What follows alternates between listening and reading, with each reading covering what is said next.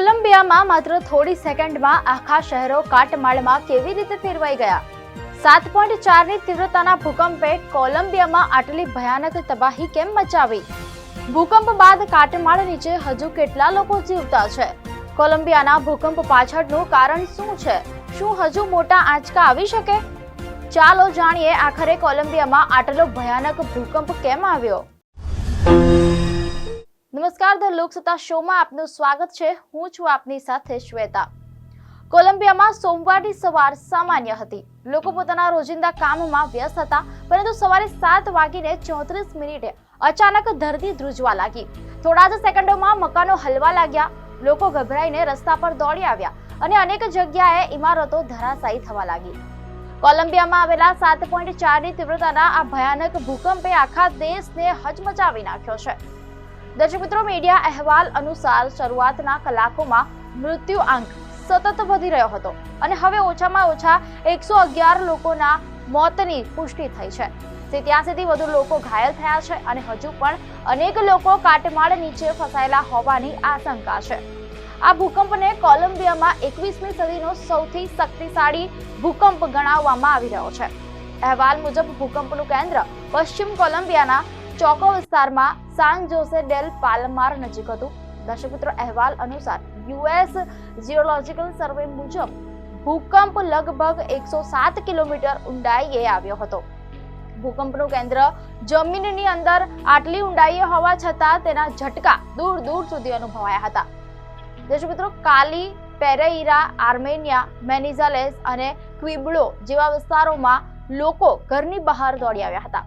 કેટલાક સ્થળોએ વીજળી અને સંચાર વ્યવસ્થા ખોરવાઈ ગઈ હતી અને અનેક વિસ્તારોમાં લોકોમાં ભયનો માહોલ સર્જાયો હતો. પરંતુ સૌથી ભયાનક તસવીરો ભૂકંપ બાદ સામે આવી. જ્યાં થોડી ક્ષણો પહેલા લોકો રહેતા હતા, ત્યાં હવે મકાનોના કાટમાળના ઢગલા હતા. રસ્તાઓ પર કાચના ટુકડા, તૂટેલી દિવાલો અને ઇમારતોના અવશેષો જોવા મળ્યા. સમગ્ર દેશમાં 1600થી વધુ ઇમારતોને નુકસાન થયું હોવાનું સામે આવ્યું છે, જ્યારે ઓછામાં ઓછી 61 ઇમારતો સંપૂર્ણપણે ધરાશાયી થઈ છે. હોસ્પિટલ અને અન્ય મહત્વની ઇમારતોને પણ નુકસાન પહોંચ્યું છે. બચાવ ટીમો ભારે મશીનરી સાથે કાટમાળ હટાવીને લોકોને શોધી રહી છે. પેરેઇરા શહેર સૌથી વધુ અસરગ્રસ્ત વિસ્તારોમાંનું એક બન્યું છે. ભૂકંપનું કેન્દ્ર અહીંથી લગભગ 60 કિલોમીટર દૂર હતું, છતાં શહેરમાં ભારે નુકસાન થયું. અનેક ઇમારતો ધરાશાયી થઈ અને લોકોને કાટમાળમાંથી બહાર કાઢવા માટે આખી રાત બચાવ કામગીરી ચાલી. મીડિયા રિપોર્ટ્સ અનુસાર શહેર અને આસપાસના વિસ્તારમાં મોટી સંખ્યામાં જાનહાનિ થઈ છે અને હોસ્પિટલોમાં ઘાયલોનો ધસારો જોવા મળ્યો.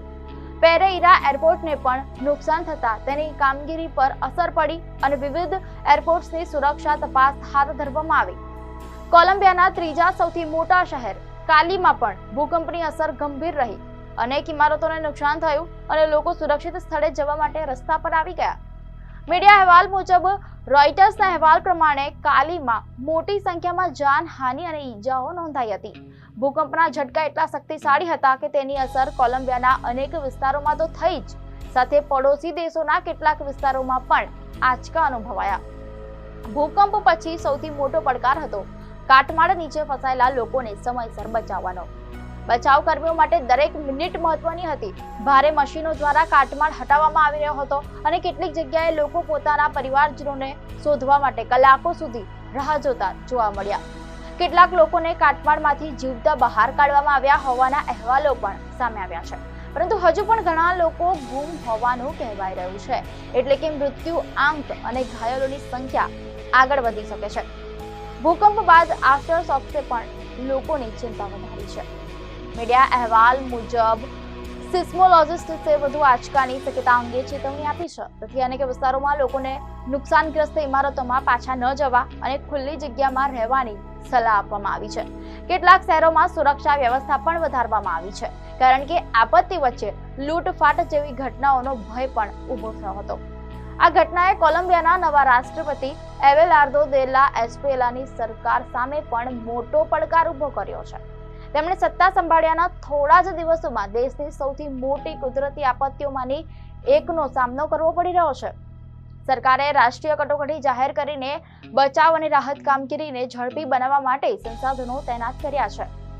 વધારાની સુરક્ષા દળોને પણ અસરગ્રસ્ત વિસ્તારોમાં મોકલવામાં આવ્યા છે. અમેરિકા સહિત કેટલાક દેશોએ કોલંબિયાને મદદની ઓફર કરી છે. કોલંબિયા એ ભૂકંપ માટે અજાણ્યો દેશ નથી.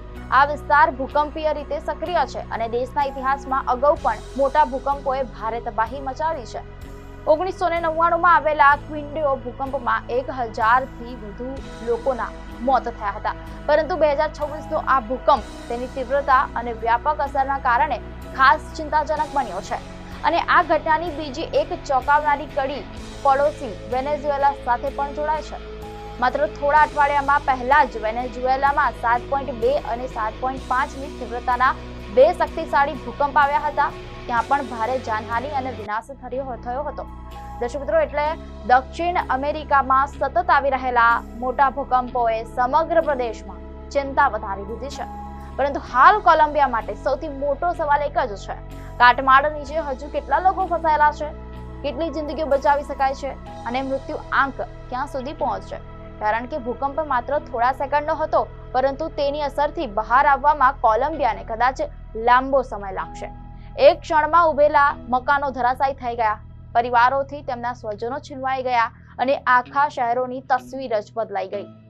આજે કોલંબિયાની સડકો પર તૂટેલી ઇમારતો અને કાટમાળ છે, પરંતુ એ જ કાટમાળ વચ્ચે બચાવ કર્મીઓ હજુ પણ એક આશા સાથે શોધ કરી રહ્યા છે.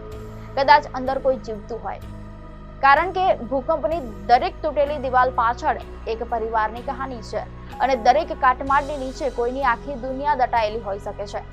કોલંબિયા આજે વિનાશ સામે ઊભું છે, પરંતુ બચાવ કામગીરી હજુ ચાલુ છે અને દરેક પસાર થતી મિનિટ એક નવી જિંદગી બચાવવાની આશા લઈને આવી રહી છે.